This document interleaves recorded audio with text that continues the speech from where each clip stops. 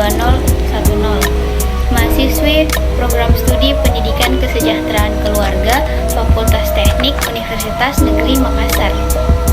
Kali ini saya akan menceritakan tentang fenomena gadis kecil yang kehilangan kedua pundaknya.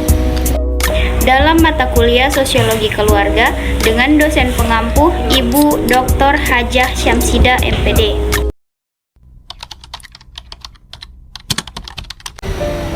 Perpisahan yang terjadi pada pasangan suami istri sebenarnya bukanlah keputusan yang mudah bagi keduanya.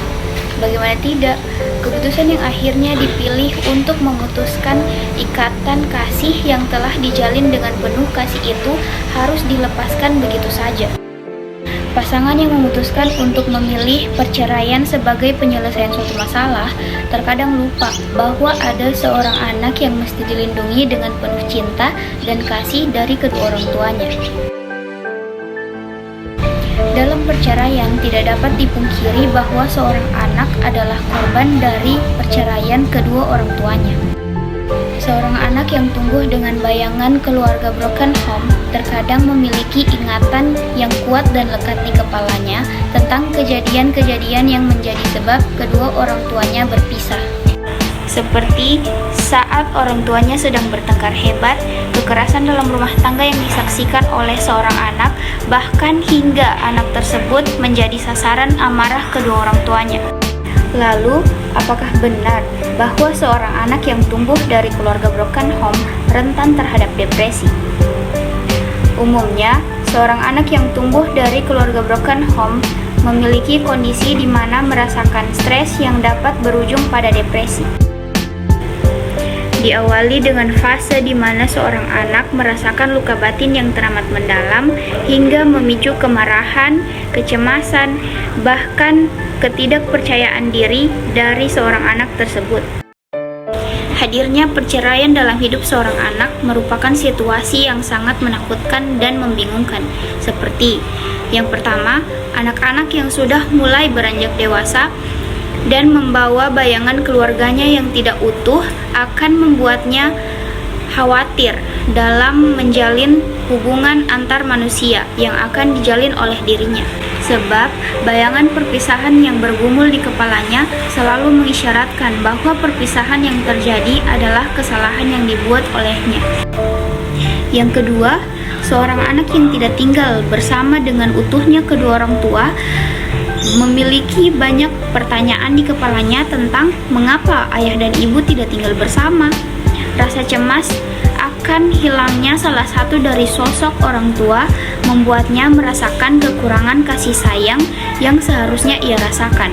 Yang ketiga, semakin beranjak dewasa, seorang anak akan semakin berpikir kritis tentang mengapa orang tuanya saat dulu berpisah.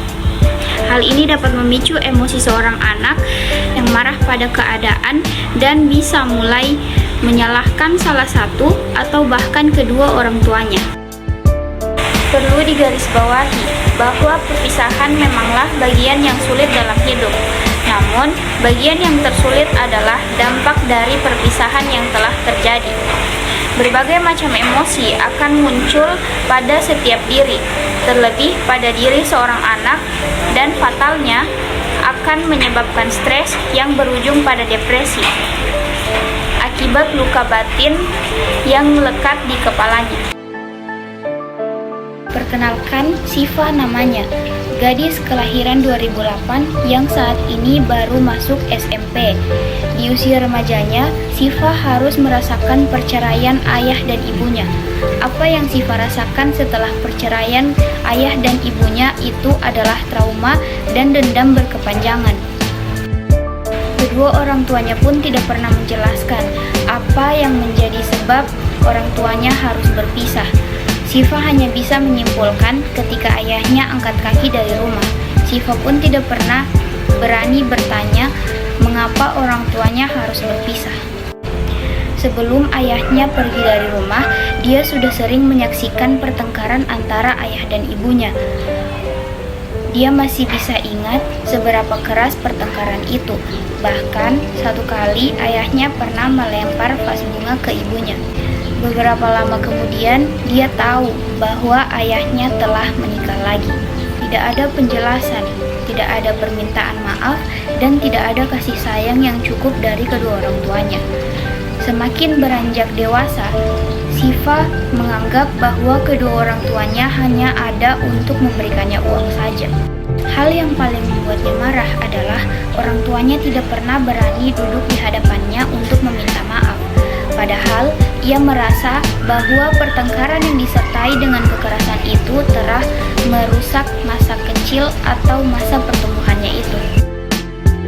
Bagaimanapun, trauma perceraian yang diwarnai dengan kekerasan dalam rumah tangga masih membekas di kepalanya. Dia tumbuh menjadi pribadi yang keras dan punya kecenderungan untuk mengulangi kekerasan yang sama. Menghadapi perceraian orang tua di usia yang masih terbilang muda juga membuatnya nyaris tidak punya memori masa kecil atau tentang kebersamaan keluarga. Kini, Siva telah kehilangan banyak waktu akibat perceraian kedua orang tuanya.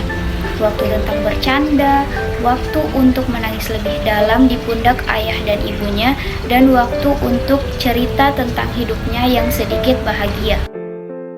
Sejauh ini, Siva sudah terbiasa tumbuh sendirian, tanpa pundak dan tanpa pelukan hangat dari ayah dan ibunya saat ia sedih.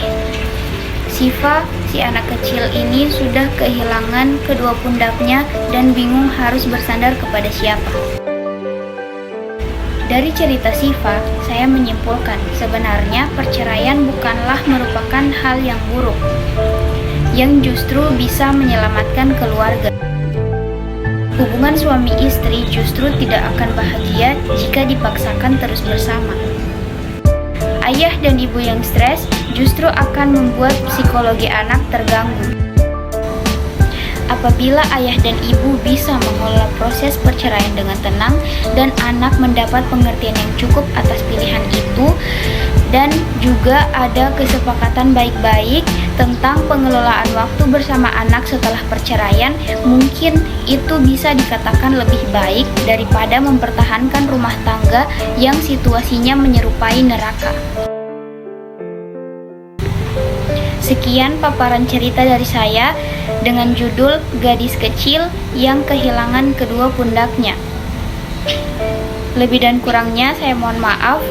Wabillahi taufiq walhidayah. Wassalamualaikum warahmatullahi wabarakatuh.